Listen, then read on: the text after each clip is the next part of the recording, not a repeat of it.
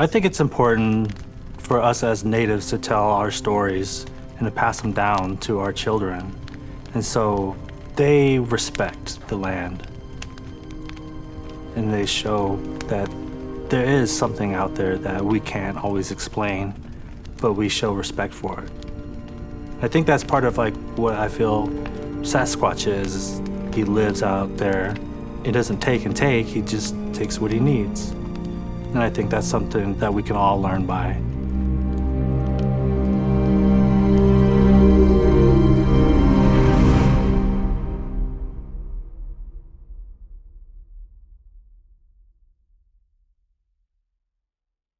Do you think there could be a large hairy ape wandering the Pacific Northwest? On the ground, there was a footprint. Big footprint. Some kind of demented creature.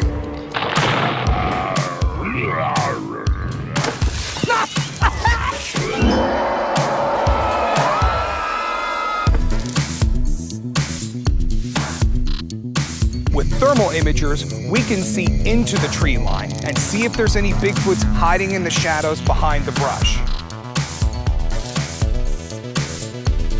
He was standing right there.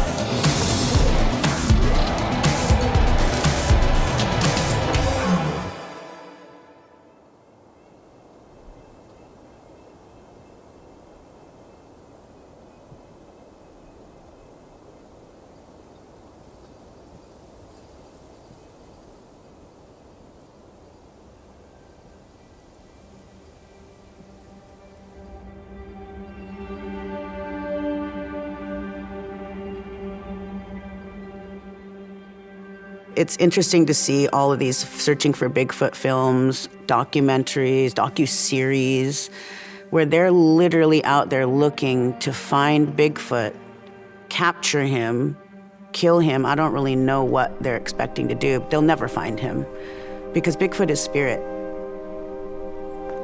Being a native person, especially from the Northwest, Bigfoot is in all of our stories. Bigfoot is thought about, considered almost weekly in people's lives, almost daily. Bigfoot has always been a part of our lives since the time that I can remember growing up and hearing stories. All of these stories are passed down through oral histories. Our parents would talk about what they had heard from their grandparents, and their grandparents told them what they had heard from their grandparents. I never expected that I would be creating a piece for Bigfoot. And so when I'm thinking about this dress, I knew it needed to have shells. I knew it needed to have wood on it. I knew it needed to be a dark, dark color. I've always liked Bigfoot. I've seen him a couple times. And here we say he, because we really can't see a gender, so we don't know if we're seeing a he or a she. Remember when we heard Bigfoot up at Pearson Creek? Well, there was logging going on up there, and they do not like that. Yeah. Sometimes even do a little destructive stuff to some of their equipment. Every time I've heard of somebody looking for Bigfoot, well, it's mostly white men, they never find Bigfoot. But what they do find out is a lot about themselves. That's true. Up here in our mountains is where all these stories come from. These are where the huckleberries grow. This is where we pick the petitchouet. And this is where they talked about sharing berry bushes with whole families of Istiyehe. Istiyehe is how you would say Bigfoot. Right now is mushroom hunting season. This would be an area that Istiyehe would be sharing with our people because Istiyehe is a gatherer. This little creek only runs through here through the springtime because it's a snow runoff.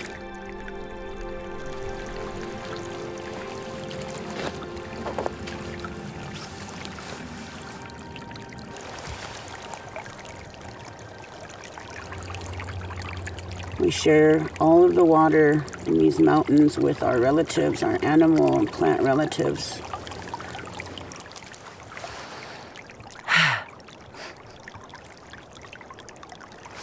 Ah, such a blessing.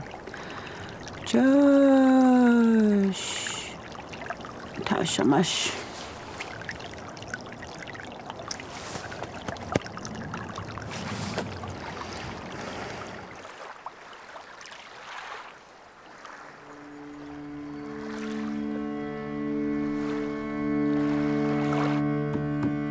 I think the way we view him is that he's like family.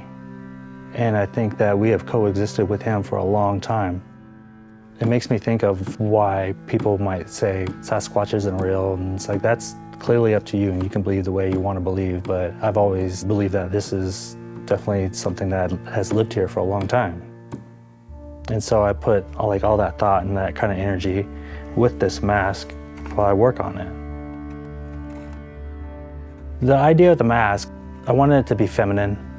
I wanted to not have this creation like of a gorilla or a monkey. I wanted to feel like a being or a person, like it has its own character to it. The eyes I try to pull from like Columbia River styles, like the She Who Watches kind of almond eyes. And so bringing those elements in was pretty important to me and to represent Columbia River because that's a big part of who I am as well as an artist. And while carving, it's like in your mind, you're like, it's in there. I just gotta work its way out. Like everything that it needs to be is in this block of wood. I just gotta release it. And so now this becomes part of our tribe's history.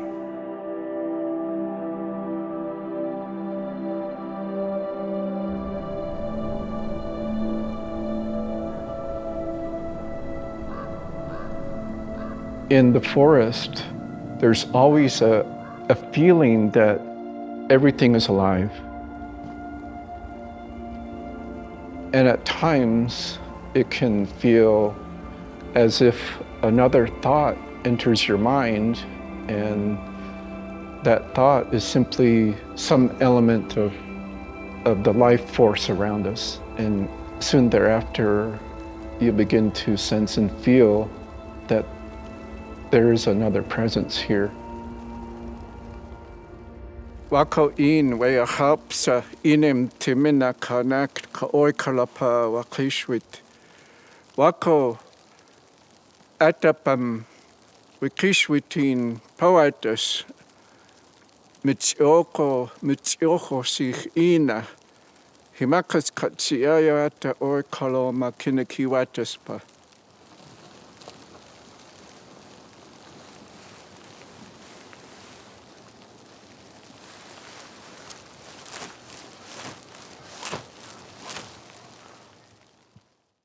When you look at the larger mainstream, really it comes down to an issue of whether or not you believe in Sasquatch. For Native people, that's not the issue. Our oral traditions and our oral history are actually a kind of knowledge system. Our people will continue to have these kinds of experiences, as profound as they are. And that experience just tells us that we are still a part of this greater mystery, in that it helps us to understand at a deeper level the reality of this world that we're in. My elders always said, have one heart and one mind when you go out, because someday something is going to communicate to you when you think and believe in that way.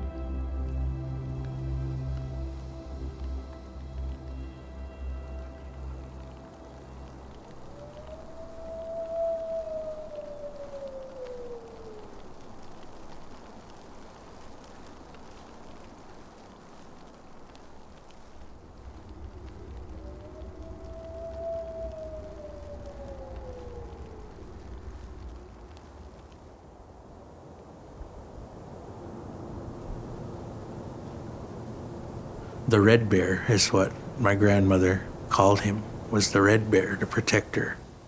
And it was always told that they were never to be inhabited or found, to not pursue. Because what are you going to do? Are they going to dissect him and cut him up and test him, see what his DNA and how things are? He was never to be found and to be studied because he's a caretaker. When we inhabited all of our lands before we got put on the reservation, he was present everywhere. That he knows and understands that what we do, and we know and understand what he does because he sang the songs. He knows the language. Today we still carry the relationship. We still carry the kinship.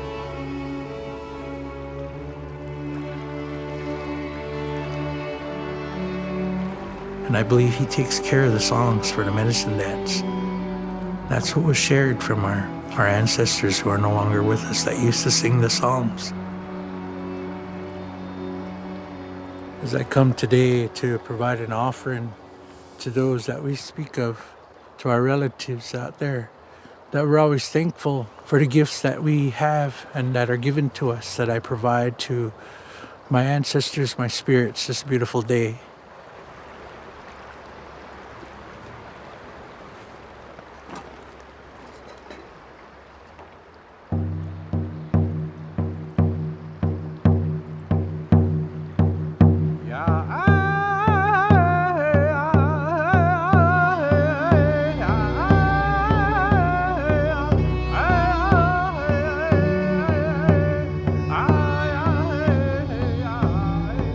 I know he's there, he's present, he's amongst us, that he's our relative.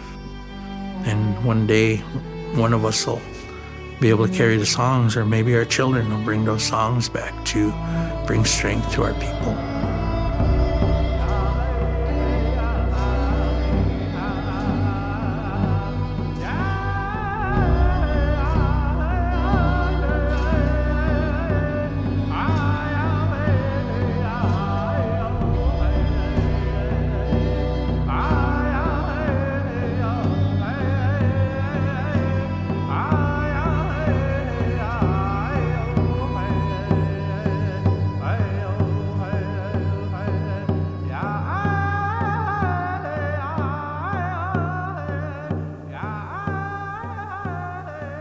Bigfoot is a belief system. It's something that we believe in. For some reason, because everything in life is a call and response, what is Bigfoot calling us for? Why are we so yearning to find this Bigfoot? Along the way, we're learning a lot more about ourselves and learning a lot more about our environment, because Bigfoot lives in relationship to their environment. We're in a time of emergency. Our environment is sick because of our actions. The way that we've been living is night and day to the way that Bigfoot lived his life. Bigfoot is calling to us to remember something about our humanness, about our relationship to the soil that we live on, that we walk on. All the changes that have happened all across the landscape could be forestry, it could be mining, it could be climate change. All of these events have an impact on the landscape, and when you think about it carefully, some of the encounters in the mainstream really do relate to logging and other things like that, because they're disrupting these environments, and that's wherein lies some of the reasons why they appear to non-native people as well. You look at corporate greed today. What's that going to do to the climate in time? How's that going to be for our animals? How's that going to be for our relatives that are out there? It hits me hard. It's me hard to see what they're doing today, how they're raking the land for money today. That's really changing our seasons. That's taking away our foods. when we go beyond our means, then it's him that takes away from us. Well, you guys aren't doing right. I'm gonna take your roots from you. I'm gonna take your snow from you. I'm gonna take your water. We've seen drought. We've seen drought with our own eyes. We've seen where we've had our root season and it snowed and all our roots went back under the ground. We've seen where there was no huckleberries one year. And those are things we have to be mindful of under our unwritten laws today, of what he can control as a protector.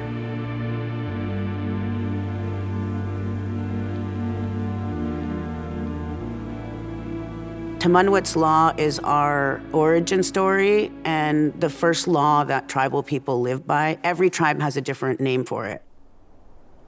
It means that everything that we do has a ripple effect, and that our actions, our reactions to others, and even our thoughts will ripple into the future to affect the 7th generation and beyond. We are the 7th generation. Look at all of these things that are starting to happen and how Native people are starting to stand up and kind of wipe the fog off of their glasses. We've been hitting snooze for a very long time. But we do have a lot of work to do. We have a lot of changes we need to make environmentally. That's where Bigfoot comes in. Bigfoot teaches us to take care of the land, to walk lightly, to leave no trace, to be one with the soil, one with the trees, one with the earth. Because in every rock and in every tree and in every piece of soil is also us. Because we are the land. There were laws when they were given to us under Nchi Tamánwit, the big law. That's not written on paper. When we take, we have to give back to the rivers, we have to give back to the land, and also give back to those that caretake of our natural resources, and as well our foods.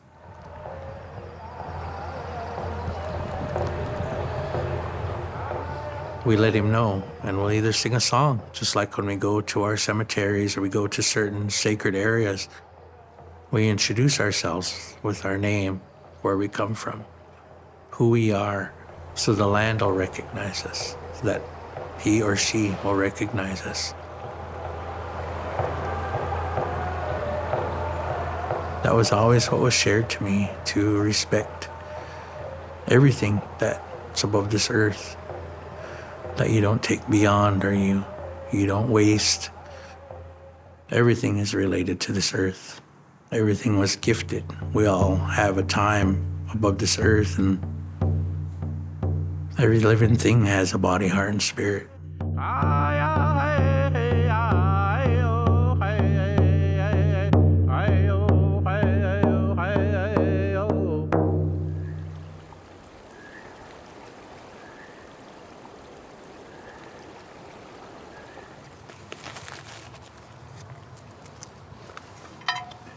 The flat cedar, tobacco, the conch, and our first foods, which were laws that were given to us.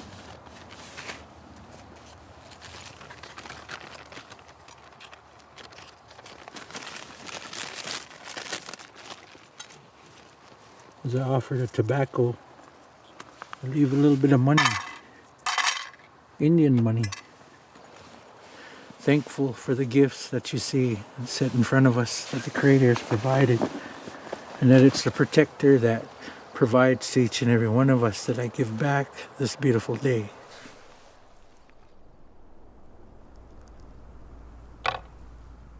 I've never worked on something like this before, so thank you for sharing how Grandma taught you. She always told me, you know, I'm not going to make these for my grandkid because I make this stuff to sell. The beadwork and everything. So she always said, you need to learn how to do this. Mm-hmm. So she did teach me the way of this tribe. The length of the sleeves, traditionally for a dress you lived in and worked in, it came right there. The other night, I actually added more pieces on to make the sleeve longer, so now it hangs over the elbow. Yeah. And I tried to make big stitches because I'm thinking like Bigfoot wouldn't have these perfect stitches. They would be big stitches, probably out of deer sinew or something. So I did try to make those stitches bigger. So masks, as we work on them, we put our energy into it. A lot of thoughts, memories, maybe even the future.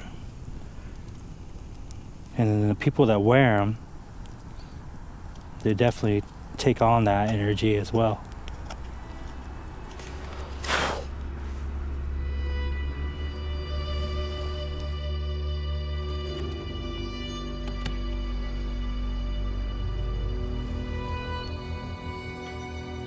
Just having respect within your heart for the gift that we have today under Nchi Tamánwit, the unwritten laws. Knowing and understanding, and having that relationship, and as well the respect for those relatives that we hope will never get found, that people know they're there just like we do. We can sing the songs and they sing their songs for us too. Like, how closely related are we to Bigfoot? How much of Bigfoot is actually in our DNA? And have we really been looking for Bigfoot or just searching for clues to learn more about ourselves? Because Bigfoot is also in us. It's our relative. I'm positive that Bigfoot is more closely related to us than we even realize.